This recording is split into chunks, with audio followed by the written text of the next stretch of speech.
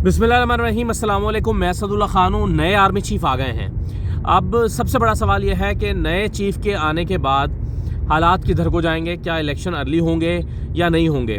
और सबसे बड़ा अहम सवाल यह है कि जो नए चीफ़ हैं वो पिछले चीफ़ की पॉलिसियों को जारी रखेंगे या अब वो नई पॉलिसी लेकर आएंगे और उस नई पॉलिसी में वो सब नहीं होगा जो कि बाजवा साहब के ज़माने में हो रहा था। और साथ ही साथ ये भी कि इमरान खान साहब के बारे में ये बड़ा तासुर रहा है कि वो और जनरल आसिम मुनीर उनके दरमियान डिफरेंसेस मौजूद हैं। और जब वो DGI वर्क करते थे, इमरान खान ने उनको हटाया और उनके दिल में भी ज़ाहिर है ये बात होगी कि मुझे हटाया गया, मेरे ओहदे से क्यों हटाया गया। और इमरान खान साहब भी ये बात भी सही है कि अगर उनको आर्मी चीफ़ लगाने का मौका मिलता तो शायद वो इनको आर्मी चीफ़ ना लगाते। यानी आसिम मुनीर साहब को ये पता होगा कि इमरान खान की रिकमेंडेशन मुख्तलिफ होती है और मुझे जो लगाया गया वो इमरान खान की रिकमेंडेशन या इमरान खान की मर्ज़ी उसमें नहीं है। तो ऐसे सिनेरियो में जब अगर इमरान खान हुकूमत में आ जाते हैं और ये आसिम मुनीर साहब ही चीफ़ हैं ज़ाहिर है अब, तो ताल्लुकात कैसे होंगे। तो ये वो सवाल हैं सारे जो इस वक्त आवाम के जहनों में हैं। तो एक एक करके ज़रा इसको डिस्कस कर लेते हैं। और सबसे इम्पॉर्टेंट बात यह है कि जो नए चीफ़ हैं वो अपनी पॉलिसियों को अपने यानी वो नए सिनेरियो में नई पॉलिसी रखना चाहेंगे या फिर वो पुरानी पॉलिसी को कंटिन्यू करेंगे। देखें, एक बात इमरान खान साहब से जब बार बार पूछते थे कि ये बताइए कि क्या आपकी कोई चॉइस है आर्मी चीफ़ की, या आप चाहते हैं कि इस एक को ना लगाएं बाकी सबको लगा दें। ज़ाहिर है इशारा आसिम मुनीर साहब की तरफ ही होता था कि क्या आप जनरल आसिम मुनीर के अलावा किसी को भी लगाने पर राज़ी हैं। तो इमरान खान साहब पिछले 1.5-2 महीने से ये जवाब दे रहे थे सबको कि मेरी कोई पसंद नापसंद नहीं है, जो भी आर्मी चीफ़ आ जाए मुझे फ़र्क नहीं पड़ता, क्योंकि जो भी आर्मी चीफ़ आएगा उसके लिए मौजूदा हालात को जारी रखना मुमकिन नहीं होगा और वो इलेक्शन की तरफ बढ़ेगा और उसे इलेक्शन की तरफ जाना पड़ेगा। और इमरान खान साहब को इससे उसके बाद लगता था कि इससे आगे उनकी अपनी दौड़ है। यानी अगर जो भी नया चीफ़ आता है वो अगर इलेक्शन की तरफ हालात को ले जाता है और वो तमाम फरीकैन को बिठा के फैसला करता है कि जी इलेक्शन की तरफ जाएँ, तो उसके बाद इमरान खान इतना कॉन्फिडेंट है, उनको लगता है कि वो अपना इलेक्शन तो जीत ही जाएंगे और हुकूमत तो बना ही लेंगे और जब उनके पास 2/3 मेजॉरिटी आ जाएगी तो फिर मामला उनके मुट्ठी में आ जाएंगे। ये उनका ख्याल था। इसकी वजह से वो यही जवाब दिया करते थे कि उनको नया चीफ़ कोई भी आए से फ़र्क नहीं पड़ता।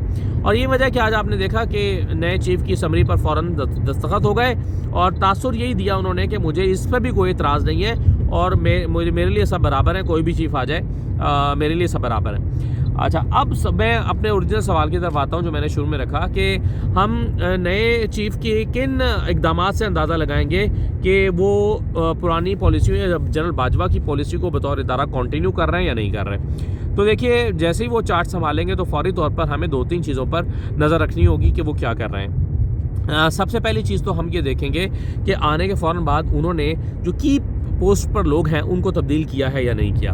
अब की पोस्ट पर कौन से लोग होते हैं? की पोस्ट पर ज़ाहिर है CGS हैं, जनरल अज़हर अब्बास हैं और उनको समझा जाता था कि वो बाजवा साहब के काफ़ी करीब हैं।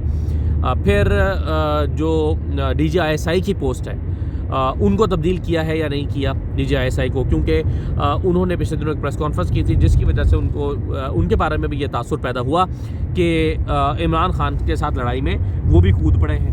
फिर एक नाम इमरान खान बहुत लेते रहे पिछले दिनों में, फैसल नसीर का नाम।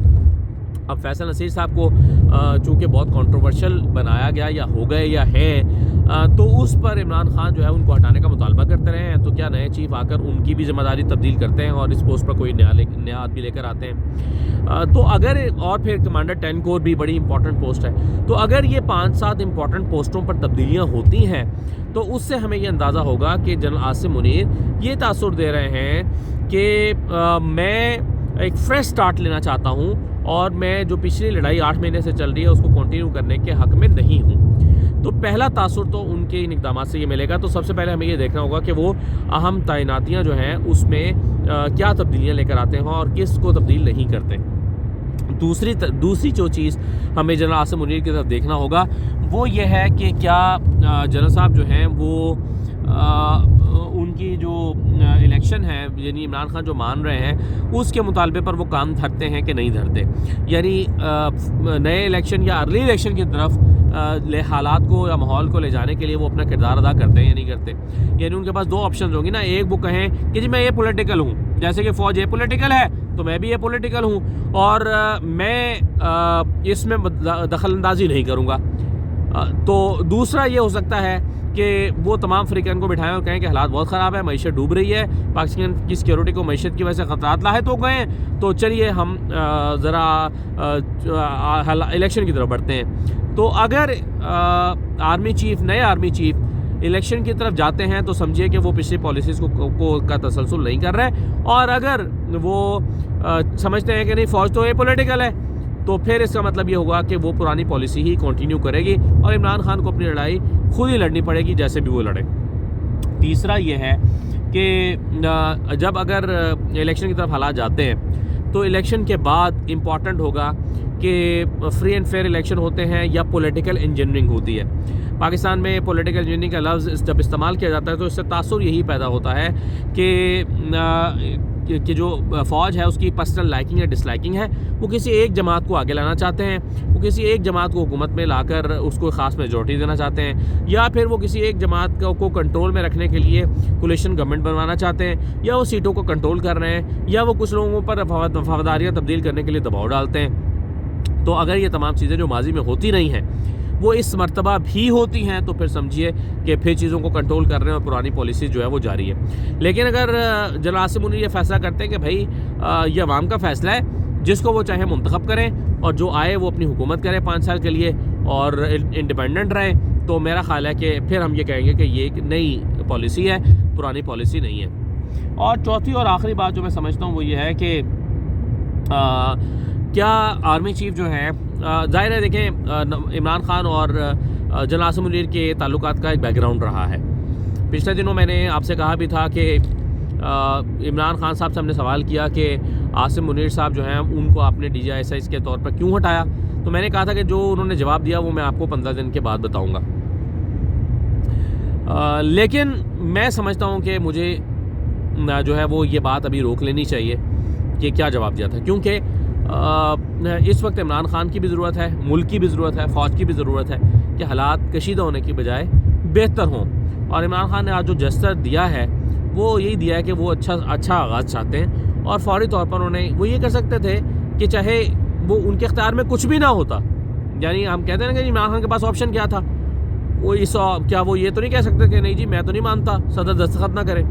کم سے کم وہ یہ ضرور کر سکتے تھے کہ 2-3 دن کے لیے اسمبلی کو لٹکا دیتے, لیکن انہوں نے یہ نہیں کیا اور انہوں نے تاثر یہ دیا کہ بھئی مجھے بھی آپ کے نام پر کوئی اعتراض نہیں ہے. تو ایک بیک گراؤنڈ ضرور ہے دونوں کے درمیان, عمران خان اور جنرل عاصم منیر کے درمیان میں ایک ماضی میں ایک تاریخ رہی ہے.